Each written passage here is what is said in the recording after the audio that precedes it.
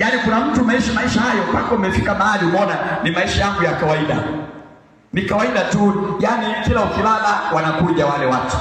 Kama ama ni wanaume ama ni wanawake wanakuja tu kwenye ndoto, unazini nao tu, unalala nao tu, wiki umelala nao, wiki iliyopita, mwezi uliopita, mwaka mzima umeshafanyika kama mke wao au mume wao kwenye ndoto, wanakuja tu, yaani wamekuzoea mpaka imekuwa ni hali ya kawaida. Biblia inaonya sana, hizi hali ni mbaya sana. Unapokuwa unapitia hizo hali, huwezi kutimiza malengo ya maisha yako. Unapokuwa unapitia hizo hali, umelogwa, umewekwa juu ya madhabahu ya kishetani mahali wanatumia nyota yako, huwezi kufanikiwa. Huwezi kufanikiwa. Mtu yeyote ambaye anaota anaruhusu ndoto, hizi ndoto mpaka uziruhusu. Zikija mara ya kwanza ukaridhika na ile hali, usipoumia ndani, ukasema Mungu hapana, Biblia inasema mpingeni shetani atawakimbia. Pingeni atawakimbia. Kisha unadai haki yako. Hata kama umekurupuka kwenye usingizi, umeona wamekuja wakakuingilia kimwili, ukakurupuka kwa jina la Yesu, lakini ukaona kama mbona kama wamekwisha kuingilia na mimi, unachotakiwa kufanya ni kushambulia kwa maombi na kudai haki yako na kukataa kwa jina la Yesu. Na kata uhusiano uliopo kati yangu na nyinyi, na kataa kwa jina la Yesu. Wewe uliyekuja kuniingilia katika ndoto, na kulaani kwa jina la Yesu, na kuhukumu kifo kwa jina la Yesu, na kugeuza na kutia giza. Unaomba kwa sababu Biblia inasema kwa maneno ya kinywa chako utahesabiwa na kwa maneno ya kinywa chako utahukumiwa. Lakini ukuta mtu mwingine ile hali anairidhia, sasa anairuhusu. Anasema mimi kila nikilala namuona mwanaume anakuja analala na mimi, au nikilala naona kuna mwanamke anakuja analala na mimi. Na kwa sababu ni tendo la starehe, mtu anajipenda, kwa sababu Biblia inajua watu wengi wanapenda mambo ya namna hiyo. Kwa hiyo mtu huyu anajivika tu, akija rohoni anaingiliwa, akienda mwilini anaingiliwa, akienda rohoni anadhoofishwa, akija mwilini anadhoofisha. Labda nikwambie jambo moja ambalo ulifahamu. Kitendo chochote cha kuingiliana kimwili na kiumbe usichokijua ni kitendo cha kutoa nguvu yako kukipa kile kiumbe. Narudia tena, kitendo cha kuingiliana kimwili na kiumbe ni kitendo cha kutoa nguvu yako kukipa kile kiumbe. Na kikiwa ni kiumbe cha kiume kinaingiliana wewe, kile kiumbe cha kiume kinatoa nguvu za mashetani kuingiza ndani yako. Kwa hiyo kama kile kiumbe asili yake ni laana, mashetani yote alishalaniwa na Mungu, majini yote alishalaniwa. Kwa hiyo linapokuja kukuingilia, au mwanaume mchawi anakuja kukuingilia, maana yake anachukua zile nguvu za uharibifu anaingiza ndani yako. Ndio maana kila siku ya maisha yako wewe ni balaa, ni mikosi, ni kuchukiwa, ni kusemwa, ni kuumwa, ni nini? Kwa sababu Biblia inasema, mwanangu, katika kitabu cha Mithali, usiwape malaya nguvu zako. Kwa hiyo kitendo cha kuingiana kimwili ni kitendo cha kugawa nguvu. Unachukua nguvu unalipa lile shetani, au lile shetani linanyonya nguvu kutoka kwako.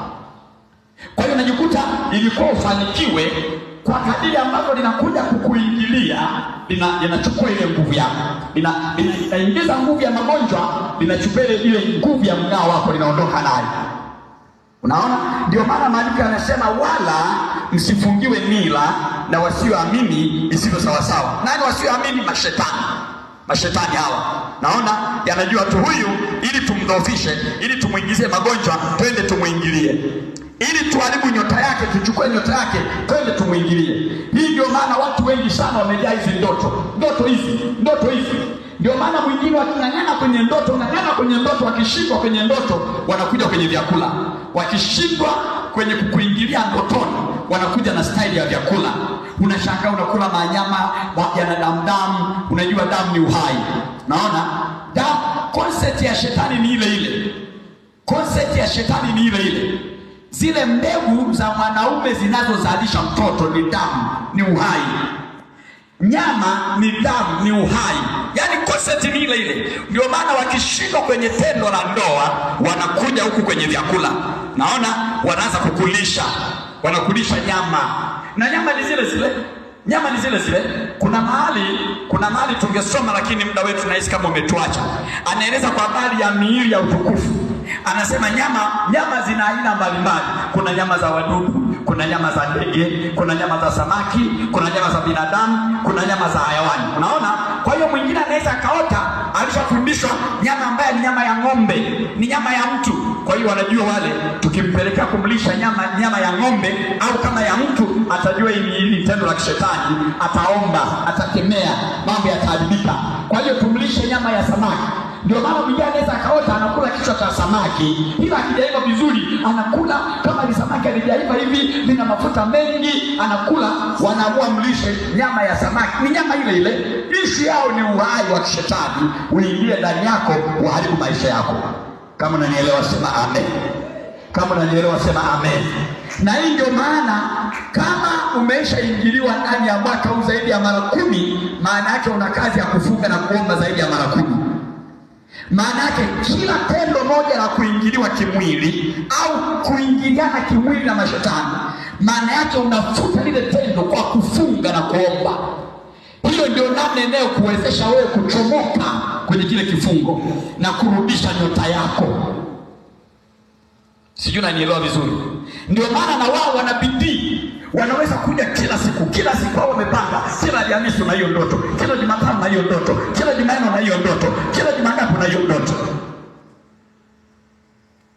Amen, amen. Amen, amen. Naona namna hiyo. Sasa watu wa namna hii huwa wanakuwa dhaifu. Watu wa namna hii wanakuwa dhaifu. Kama ulikuwa na biashara zinaharibika. Kama ulikuwa na kibali kinaharibika. Kama ulikuwa umeanza kufanikiwa kwenda juu, umeanza kupata baraka ya pesa, baraka ya vitu, baraka ya nini, zile baraka zinaanza kuharibika. Hivyo ndivyo shetani anavyoharibu maisha yetu. Ndio maana Mungu anatutaka tuwe thabiti katika imani. Tuwe thabiti katika imani. Amen, amen. Amen, amen. Hii ndio maana mashetani wengi wanawinda watu wa Mungu. Wanawinda watu wa Mungu hata katika ulimwengu wa kawaida.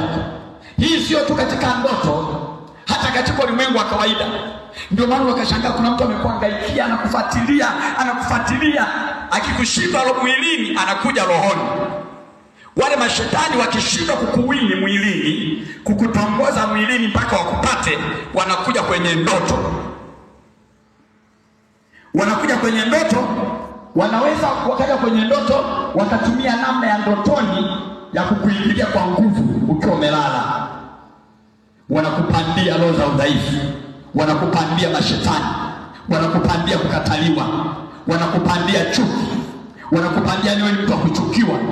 Unaona wewe ukizini nao ukimaliza kwenye ndoto unashtuka mle. Mwingine kwa mmoja anajiuliza, anasema sasa utajuaje? Kwa sababu kwa wanawake walioolewa au wanaume waliooa inaweza kuja kwa style ya mke wako au kwa style ya mume wako. Unaona kabisa ni mume wako anakuja ametoka kazini amechoka, na kuambia karibu chumbani njoo tuongee, na ukaenda kwa dada kama mume wako. Hili tendo ndio linafanya maandiko yanatuambia, wapenzi, msiamini kila roho bali zijaribuni. Unaona sasa wengine hawalijui hili neno, akiona tu ni mpenzi wake, ni mchumba wake. Mashetani anavaa sura. Wachawi watu kabisa, lakini mchawi anakuwa anataka kuingizie jambo ndani yako, anaamua kuvaa sura ama ya mume wako au ya mchumba wako au ya mpenzi wako. Anakuja anajua nikienda kwa sura hii hawezi kukataa. Hawezi. Ndio maana kuna mtu mwingine anaona jambo lolote ambalo linakuja nje na utaratibu likemee. Ndio maana Mungu anakupa sasa nguvu ya imani ile simaku hii, ukiwa umelala uweze kukemea hata ndotoni. Ukiwa ndotoni umelala, unamuona mtu anakuja kabisa. Unamuona jamani, kwa sababu haya mambo yana asili. Kwa sababu kuna watu wengine wao ni mchana amelala, anaenda kupumzika mchana, anaota mume wake ametoka kazini, lakini anawaza huyu naye muota kutoka kazini, mbona pengine hayuko kazini. Naona lakini pengine unaangalia, je, huyu mtu kwenye ndoto unaona ni saa 10 jioni, anakuja na kuambia njoo tuongee. Lakini unawaza mbona huyu mtu katika mazingira ya kawaida huwa hana mwenendo huo, hana mwenendo wa kukutana kimwili saa 10 jioni. Kwa nini huyu sasa ni kama ni yeye? Mbona analazimisha hili jambo saa 10 jioni? Unaona? Sasa ndio mtu mwingine akiwa amejipumzisha, kuna mambo yanaendelea. Saa 10 jioni anaanza kuingiliwa kwenye ndoto. Saa 10 jioni anaamka hapo amechoka, anaanza kusikia kichwa kinagonga, anaanza kujisikia vibaya, mwingine anajisikia hasira, yani mimi kwa una nguvu, yani mimi sitaki mtu anisumbue. Naona kumbe tayari mashetani wameshaweka vitu ndani yako kwa staili kama hiyo. Ndio maana unapoenda kulala, Biblia inatushauri kujikabidhi mikononi mwa Mungu. Unapolala unajifunika kwa damu ya Yesu, unaomba. Amen, amen. Unaomba, unasema Baba Mungu, katika jina la Yesu ninaenda kulala, ninaomba unilinde, mimi ni hekalu lako takatifu, na umesema kwa mimi ni hekalu lako, mtu asiniguse, iwe ni shetani, iwe ni asiniguse, kwa jina la Yesu. Ninaweka moto katika mwili wangu kwa jina la Yesu. Ukiomba namna hiyo, malaika wa Mungu anakuwekea ulinzi. Lakini shida, watu wengi hawaombi wakati wanalala, na wakiomba wanaomba maombi ya ajabu. Kuna maombi ni maombi, lakini hayamfukuzi shetani. Kwa mfano, ukitaka kwenda kulala ukaomba, Baba yetu uliye mbinguni, jina lako litukuzwe, ufalme wako uje, mapenzi yako yatimizwe, utakalo duniani lifanyike na hapa mbinguni.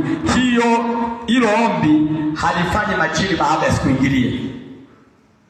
Au uko hapo ukasema tu nimemaliza kula, niombe neema ya Bwana, neema ya Bwana wetu Yesu Kristo, na upendo wa Mungu Baba, na ushirika wa Roho Mtakatifu ukae nami sasa na hata milele. Amen. Hayo maombi hayafanyi mashetani yashindwe kukuingilia usiku. Yatakuja tu. Hayo maombi yamzuii mchana. Yesu aliwaambia wanafunzi wake maombi ya kuwasaidia ni maombi ya angalau saa moja. Saa moja bila kulala unaomba. Saa moja ukiwa macho unaomba. Sasa wewe kadiri ya maombi ya saa moja ukiwa macho, je, ni maombi ya namna gani haya? Lazima ni maombi mengi.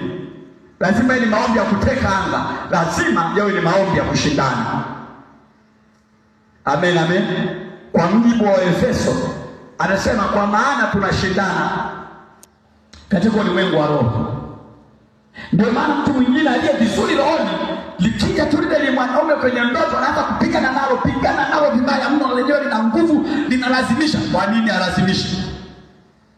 Kwa nini mpaka mpigane kwenye ulimwengu wa roho? Pigana mpaka unakimbia na yeye na kukimbiza. Alafu cha ajabu, wengi akiruhusu ile ndoto, baada ya lenyewe kuwa limezini na wewe kwenye ndoto hiyo limekuingilia, linapomaliza kuondoka, unaona sio tena yule mwanaume wako, ni kitu kingine, kitu kingine.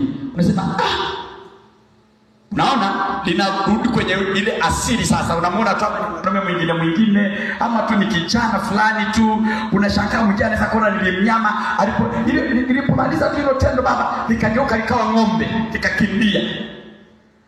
Mwingine anashangaa limegeuka limekuwa mbwa, limekimbia. Nini maana yake? Linakwambia hivi, umezini na mbwa, umelala na mbwa kwa namna ya kiroho. Maana yake nini? Mabaya yale yote, mamalani yale yote, mamikosi yale yote, magonjwa yale yanakuandama. Unakuwa ni mtu ambaye huwezi kufanikiwa. Haleluya, haleluya. Haleluya, haleluya. Kwa hiyo hivyo maana unahitajika kuimarisha misingi ya imani yako. Kuimarisha imani ile sumaku iwe na nguvu. Ndio watu wengine akilala namna hii, wengine hawaoti, wengine mashetani ni kuwatia upofu. Mwingine anakujua shetani kwamba ni machachari kwenye ulimwengu wa roho. Kwa hiyo unatiwa usingizi mzito, unamwagiwa roho ya usingizi. Kwa wale mashetani wakija, sasa inakuwa hivi, ukiwa umelala unasikia tu kama kitu kinakupapasa. Mwingine anasikia kama mtu anampapasa. Sasa kwenye usingizi mzito anasogeza tu miguu namna hii. Unaona? Mwingine anasikia namna hiyo, baadaye akia kutoka kwenye usingizi anakuta amekwisha kuingiliwa tayari. Sasa mbona nimesikia mtu ananishika kama hivi mtu nikashtuka namna hii. Unaona? Anakuta tayari ile tendo limefanyika. Yote hayo hiyo umeona ama umesikia kwa namna hiyo, zote hizo ni nguvu za giza. Kwa nini kinatakiwa? Unatakiwa kuwa na nguvu. Sema nguvu ya kiroho. Ndio maana Yesu akasema nitawapa nguvu akisha kuajilia juu ya Roho Mtakatifu. Nitakupeni nguvu, nitawapeni uwezo, nitawapeni mamlaka akisha kuajilia juu yenu nani? Roho Mtakatifu. Na hapo ndipo mtakuwa mashahidi kwamba yakija mapepo mnayapinga katika jina la Yesu. Wakija wachawi mnawapinga katika jina la Yesu. Wakuu wa giza wote mnashindana nao na kuwashinda kwa damu ya Yesu. Kama unanielewa sema amen. Kama unanielewa tena sema amen.